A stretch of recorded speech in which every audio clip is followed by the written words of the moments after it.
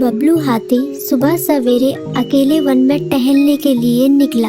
वह अपने ही धुन में चला जा रहा था। लगता था उसके दिमाग में कोई उलझन है जिसे वह सुलझाने की कोशिश कर रहा था। सड़क पर आगे बढ़ते ही उसके सामने चीकू खरगोश भागा। बबलू का पैर उसके ऊपर पड़ने ही वाला था कि चीकू जोर से चिल्लाया। उसकी आवाज सुनकर बबलू ने अपना पैर पीछे खींच लिया। कहाँ खोए हो बबलू भाई? कहीं नहीं, बस कुछ ऐसे ही सोच रहा था। किस बारे में? तुम जानकर क्या करोगे? शायद मैं तुम्हारी कुछ मदद कर सकूं। तुम तो जानते हो आजकल वन में कितनी चोरियां हो रही हैं, पर चोर का कोई अता पता ही नहीं है। इस बात को लेकर वन के सारे प्राणी चिंतित थे। वे वहाँ खुद को सुरक्षित महसूस नहीं कर रहे थे। अरे चीकू भाई, हम मजबूर हैं। हम चोर को पकड़ ही नहीं पा रहे हैं। वह बहुत चालाक है और अपने काम को बड़ी कुशलता से अंजाम दे रहा है। कहीं कोई सबूत ही नहीं छोड़ रहा। हमारे राजा इस बात को लेकर बहुत चिंतित हैं। यही कारण है कि हम सब इस बारे में सोच रहे हैं। अब तुम मेरी इसमें क्या मदद कर सकते हो? मैं कुछ सोचता हूँ, हो सकता है मुझे कोई उपाय सूझ जाए। प्रयास करने में कोई हर्ज तो नहीं है। तुम ठीक कहते हो चीकू, लेकिन वन के गुप्तचर भी अभी तक इसका कोई हल नहीं निकाल सके। इतना कहकर वे चुप हो गए। बबलू की बातों ने चीकू को सोचने के लिए मजबूर कर दिया। चीकू को उदास देखकर बबलू बोला, तुम अपना मन छोटा मत करो। मुझे अच्छा लगा कि तुमने मेरी परेशानी को समझा। कभी मैं भी इस वन के लिए गुप्तचर का काम करता था। एक बार मेरी टांग टूट जाने से मेरे अंदर फुर्ती नहीं रही। तब से मैंने यह काम छोड़ दिया।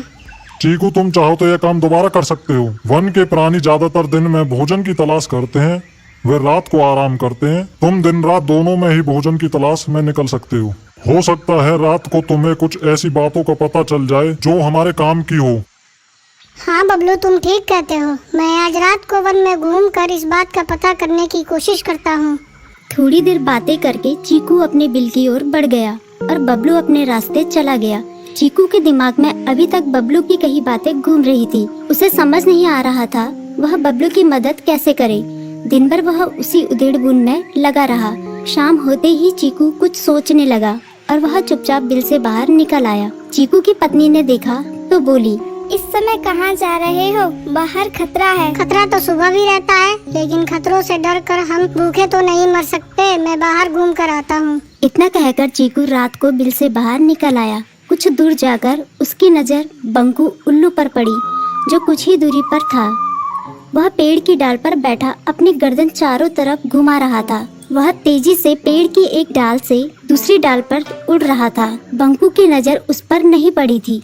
कुछ सोचकर चीकू पेड़ के पीछे से बाहर निकलकर थोड़ी खुली जगह पर आ गया और वहां से बंकू उल्लू को देखने लगा। बंकू ने चीकू को अंधेरे में भी देख लिया, पर उसने उसमें कोई उत्सुकता नहीं दिखाई और अपनी गर्दन चारों ओर घुमाता रहा। चीकू बड़ी देर तक बंकू की हरकतों पर नजर रखे रहा। वह थोड़ी देर तक खुले मैदान में खड़ा रहा, पर बंकू ने उसे देखकर भी अनदेखा कर दिया। उसने महसूस किया कि बंकू के आसपास चमकू चमगादड़ भी मंडरा रहा था। कुछ देर वन में घूमने के बाद चीकू अपने बिल में लौट आया और सुबह होने का इंतजार करने लगा। अगली सुबह बबलू उसी रास्ते में जा रहा था। रास्ते में चीकू उसका इंतजार कर रहा था।